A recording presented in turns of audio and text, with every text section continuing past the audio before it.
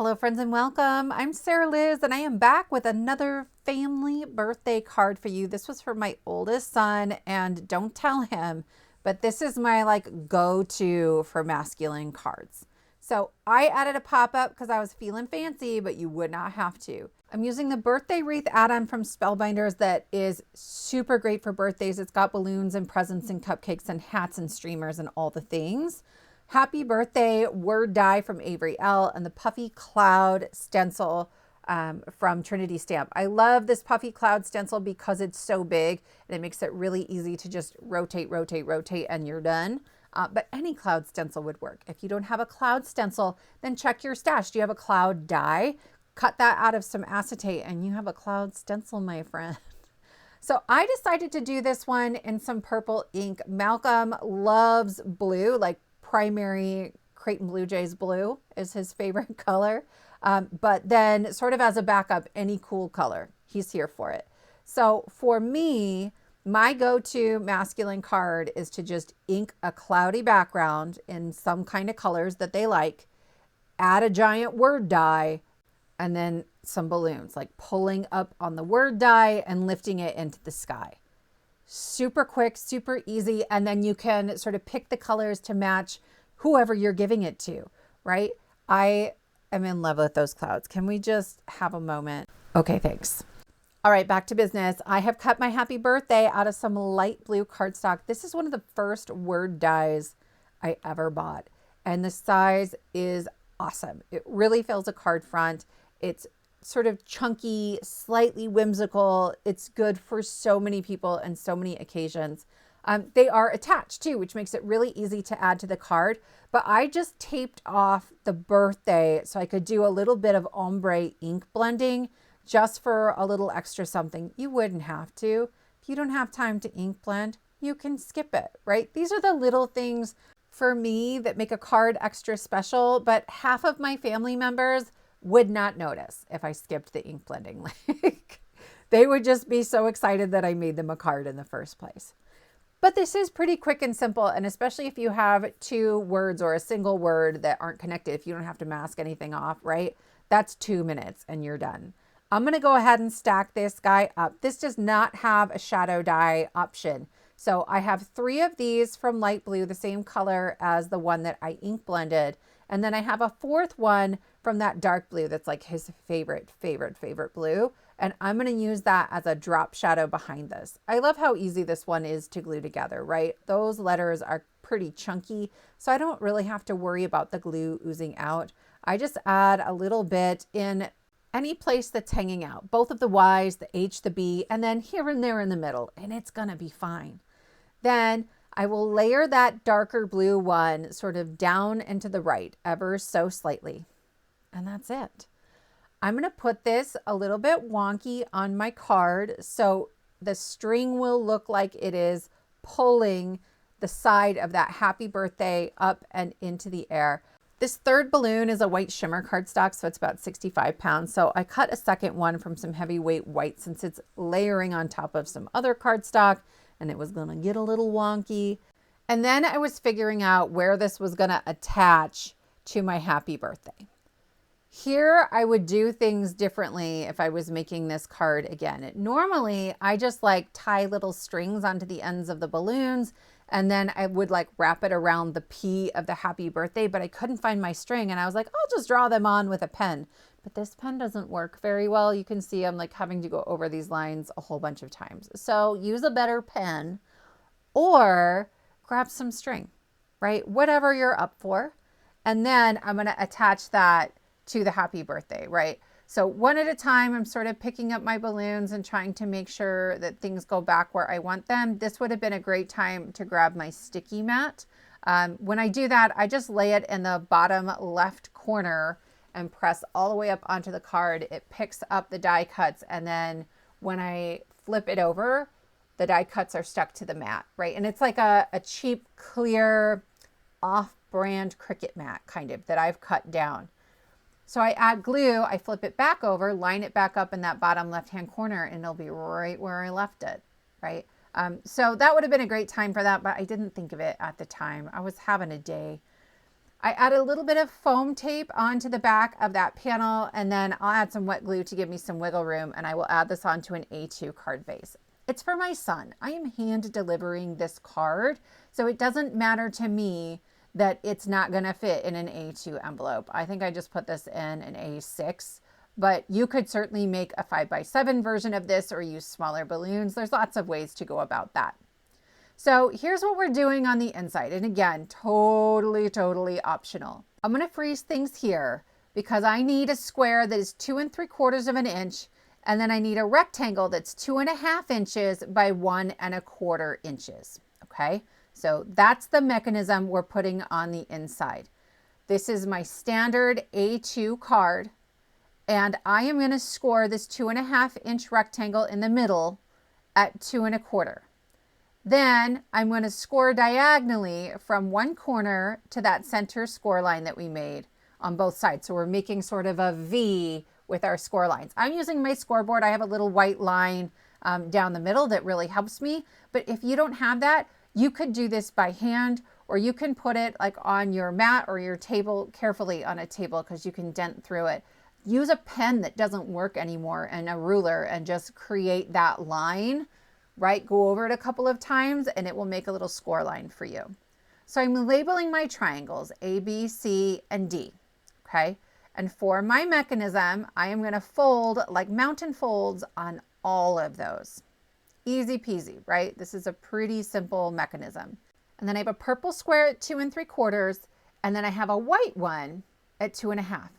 So I'm going to take this 2 3/4 inch square. I'm lining it up on the 1 1/4 inch line of my trimmer, and I'm going to cut off the corner. And then I'm going to flip it around, stick it in the exact same spot, and do the same thing. Okay. So this gives me kind of a diamond shape. I'm going to take my square that is 2.5 inches, and I want it to be the same shape. So I'm going to put it at that 1 1/4, and then I'm going to scoot it over 1/8 of an inch. Okay. So it's 1 1/8, and I'm going to trim off the corner. I'm going to flip it over and do the same thing. Line it up on the same spot, 1 1/8, and trim it off.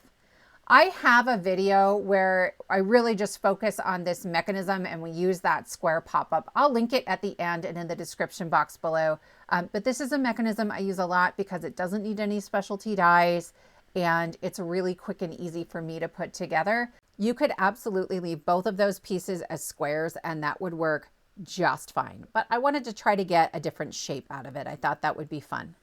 So I am going to line this up in my card and I'm trying to figure out, will it fit when the card is closed? Okay. So you line up the point on the center score line and then it's going to pivot on that bottom angle of our diamond. Okay. And so I'm just kind of folding it and seeing if it'll fit. And I'm like, yes, this looks like an appropriate size. Let's go ahead and decorate this. In the center of my mat, there is a rectangle for a landscape A2 card. And I have my diamond in that grid. I know that the whole thing cannot be taller than 4 1/4 inches. Or when I close my card, it will be sticking out. Okay. So I'm working with that in mind as I'm assembling everything together. I have some balloons laid out in the top left. I haven't glued them down yet because they wouldn't fit where they are right now. But I just want to make sure I know what pieces I have to work with. Then I have some of these little twirly-doos. I love them. They're just so great. And I just cut all these pieces out from Malcolm's favorite colors. It helps that they're my favorite colors too. And this made me super, super happy. If I was making this birthday card for you, what colors would you want? What would you pick? I'm working on expanding my color palette. You guys, for my birthday, my husband just got me a color cube and I'm so excited. So I'll be using that a little bit more as well. As I go to add my balloons and balloon strings, you can see I have learned my lesson. I've switched out to a Sharpie. I was like, I'm not risking it. We're going to keep these simple. We're going to make these lines easy and we're only making them once, right? And then I'll just sort of sneak in there and add one more line. Right? And now I can begin adding everything. I need to be really careful to make sure it's going to fit within 4 1/4 inches. I'm actually not being super careful at the moment and I will regret that later. But I'll show you how I fix things. Then I have my present on the bottom right. Now I will say You can have things hanging off the top of your square or your diamond, but you got to be really careful at the bottom. You can only hang off of the bottom of one side because you need the other side to make the mechanism work. Okay, so let's start trying to install this into our card. I've got to figure out how low this needs to be to fit. Okay, so it's lined up on the center line with that point, and then it's going to open right at that bottom angle. And I'm like, uh-oh, that is hanging outside of my card. And I was like, oh, I just spent all that time on it. It's fine. We're just going to tear it apart. I didn't pop any balloons. Everything is fine. No one's going to notice, right? So I'm pulling things off very, very carefully. I suppose I could have cut new balloons if I needed to, but here I am. I'm like, oh, right. You had your grid for a reason. I'm going to reattach these balloons, and I'm making sure that they are no taller than 4 1/4 inches. They're a little closer to the present than I maybe would have liked. If I want this to be a bigger pop, a bigger piece, I need a bigger card, maybe a 6x6 or a 5x7. You can adapt this mechanism and make that center piece bigger without actually having to change the piece with the triangles on it. So I love that about it. It's a really, really handy mech. So I glued all of those kind of together and then back onto my piece, and I'm looking, I'm double checking. I'm like, oh yes, that fits. Okay, so I'm going to check one more time. Here I am. I'm lining it up on the center line. There's the point, there's the fold. I'm going to flip, and it just fits, right? Brilliant. But now I also know I can kind of move this up a little bit. It just needs to be hidden when it's closed. Before I install it, I'm going to add some little glossy highlights to my balloons. This would have been easier before I glued them all together. But I tend to show you guys videos that are really neat and tidy. I plan ahead a lot before I start filming. On a family birthday card like this one, I had a general idea in mind, and I just turned my camera on. Like, the goal was not to make a video. The goal was to make a card. So then you get to see more of my process. I hope that that's helpful. So I'm holding my pop-up inside, sideways, so I know how far down it has to be hidden when the card is closed. And I just put a little pencil mark right on the fold. Here's my mechanism. I'm going to add glue to corners A and D, only to those 2 spots. That's it. Don't put it anywhere else. Then I'll flip it over, and I'm going to hold down both of these corners at the same time. Okay, so I'm making a triangle instead of a rectangle, and I'm deciding there's too much overlap, so I'm trimming it off. If you feel like your 2 flaps are overlapping, just trim them with your scissors. It's not going to matter to the mechanism. Okay, then I'm going to try it again. I'm going to hold those 2 corners. You can see how they are not overlapping at all. I will line up the center fold between B and C with the center fold of my card, and I'll put the tip right on that pencil mark I made where I was like, definitely it has to be at least this low to be hidden in the card. I'm going to press everything firmly, and before the glue sets all the way, I'm going to close my card to make sure it actually closes the way that I want it to. And I'm going to go over it with my bone folder. The more you break down the fibers in that mechanism, the smoother it will operate and the flatter your card will be when it is closed. So then we have a right angle at the bottom of our pop-up with our gift and all of that. So I am erasing the C because you will see just a little bit from certain angles. You can see triangle C, but we're going to put glue all over triangle B. So I sort of penciled it in for you to show you.